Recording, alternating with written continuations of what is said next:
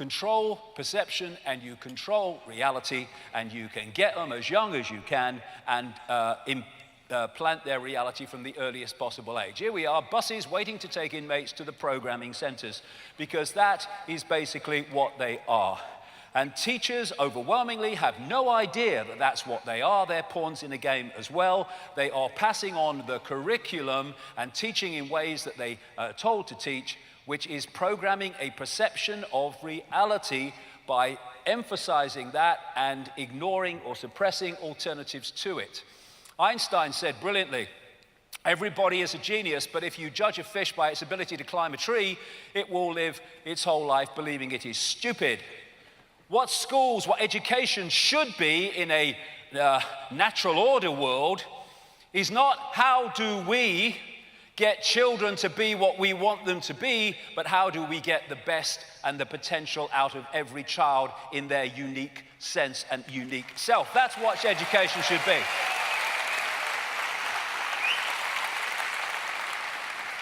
But like I say, we live in an inversion, and so we get the opposite of that.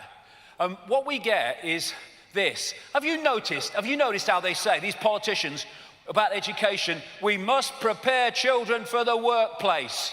In other words, we must prepare unique expressions of all that is, has been, and ever can be to be a cog in a freaking machine for the rest of their bloody life. The system should fit us. We should not fit the system. So, J.D. Rockefeller, creator of the General Education Board in 1903, he said, I don't want a nation of thinkers, I want a nation of workers. Exactly. It's what the education system's about. It's a sausage machine programming system. And this study here, I won't go into it for time, but what this study showed is the longer that children are at school, there's a massive decline in creativity as children have become less emotionally expressive, less energetic, less talkative and verbally expressive, less humorous, less imaginative, less unconventional, less lively and passionate, less perceptive, less apt to connect seemingly irrelevant things, dots, less synthesizing, and less likely to see things from a different angle. It's a program. And this is what is taught to children at school. What school teaches children: truth comes from authority, intelligence is the ability to remember and repeat, accurate memory and repetition are rewarded, non-compliance is punished, conform intellectually and socially. That's what it's about. And the very bloody fact that vast numbers of young people have been through this shit and they've come out awakened to the fact that they're not being told the truth is a wonderful example of the power of consciousness over program.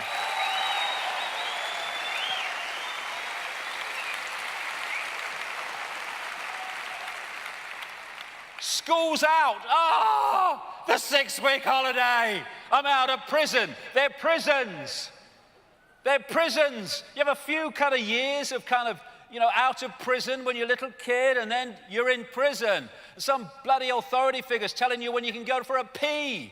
You see that thing the other day in America? They're saying that children can't go to the toilet during lesson time unless they have a doctor's note. These people are mad. And talking of mad, 2-year-olds should start school, shed Ofsted teeth. What it should say is 2-year-olds should start school, says 2-year-old Ofsted chief. Bloody idiot. But what did Richard Day say to that doctors' convention in 1969? Schools will become the hub of the community. In other words, they will take more and more and more power from parents, which is exactly what's happening. Another thing he said, children will spend longer at school but learn less. That's the idea. State schools should offer 12-hour days to boost performance of poor students, says Department for Education. Preparing kids for the brave new world. And what they do is they lock people into the left side of the brain and they take them out of their individuality, their creativity, so they become cogs in the machine. For me, no child should go near school until the age of 6 or 7, and then school very, very different. They should play and they should let their imagination flow so their right brain is wide bloody open.